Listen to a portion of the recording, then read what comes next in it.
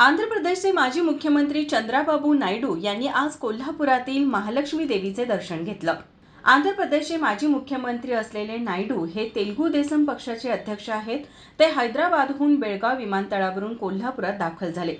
करवीर निवासिनी महालक्ष्मी देवीचे दर्शन घेऊन देशातील सर्व नागरिकांवर देवीची कृपा राहू दे असंही साकडं त्यांनी देवीपुढे घातल्याने तसेच सध्या भारतामध्ये एनडीएचा चांगला प्रभाव दिसून येत असून नक्की 400 पार करणार याची खात्री त्यांनी यावेळी दिली.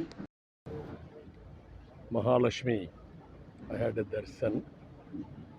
It is a long desire and also very powerful deity. And also I pray Mahalakshmi to bless this country and also to bless Andhra Pradesh. Mood is very good. There is a positive wave for NDA. 400 plus, we are going to win.